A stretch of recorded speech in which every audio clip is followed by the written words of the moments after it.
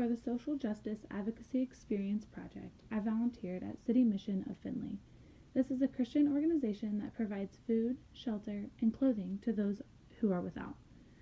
I chose to serve this homeless population because I take an interest in the people who have nothing but can still manage to wake themselves up every day. It takes a special person to be able to do this, so having the opportunity to serve in this community was an honor.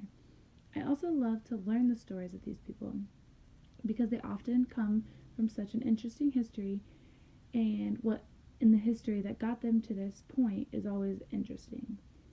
Kids are also my passion, and I wanted to do this for them. There were plenty of kids there, and getting to know them was really special to me. When I volunteered here, I spent 2 hours serving food to two different groups of people. I also got the opportunity to walk around the dining room while I was cleaning the tables. During this time, I got to talk with some of the people there about their lives, and just nothing too deep, but just to learn a little bit about these people. This qualifies as social justice because it gave me the opportunity to distribute privilege with throughout society. It was a chance to serve and share my wealth.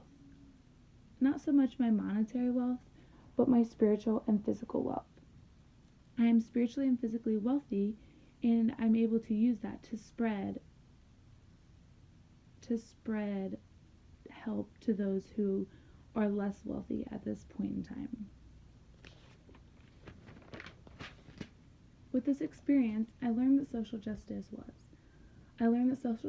and advocacy are going to play a huge role in my counseling profession. I also learned that social justice can be done on so many levels and in so many ways.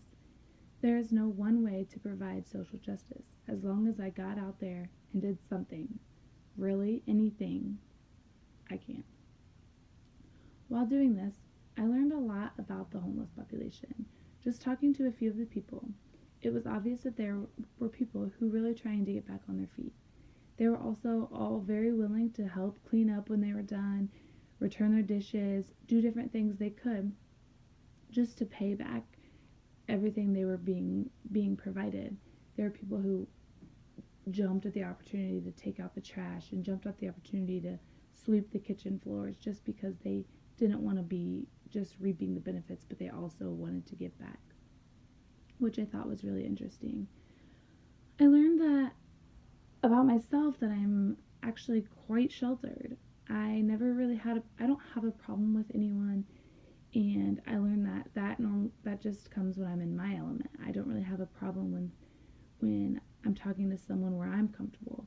But when I was there, I felt a little out of my element, and that made me a little nervous. It definitely put me out of my comfort zone, which was great for me. And I learned that I can do that, and I can talk to different people, and I am able to relate to most people out there on some level. During this time, I mainly had positive interactions and responses from others. Everyone was supportive, everyone was polite.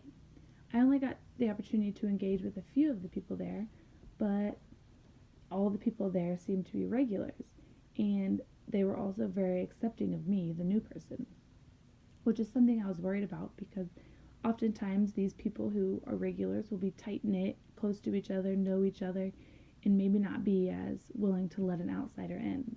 But that was not the case. They were very polite to me. They accepted me and let me in.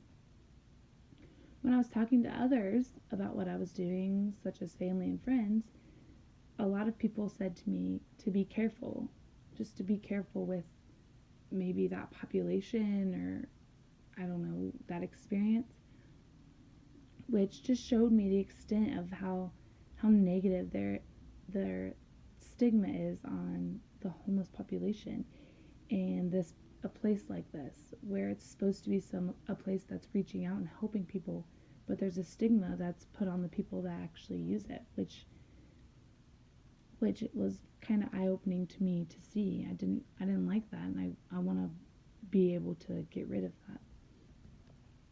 There are also so many things that I could do, other things that I could do to bring social justice to the homeless population. One thing that would be easy is just to talk to someone who is homeless. That would maybe help diminish the gap and the stigma, just letting them know that you don't find yourself above them, you don't look down on them, you have similarities, and it might diminish that gap. I could also donate food, donate clothing, donate my time. There are many places that I can give food and I can give clothing. There are places all over town to donate clothes. Time, though, is something that anyone can give. Even if they have no money to give, there's always an opportunity to give up your time somewhere. You don't always have to be donating money, although if you have the money to donate, it's definitely beneficial and it helps in many ways, but it's not necessary. There are many things you can do with just your time and, like I said, just talking to the people.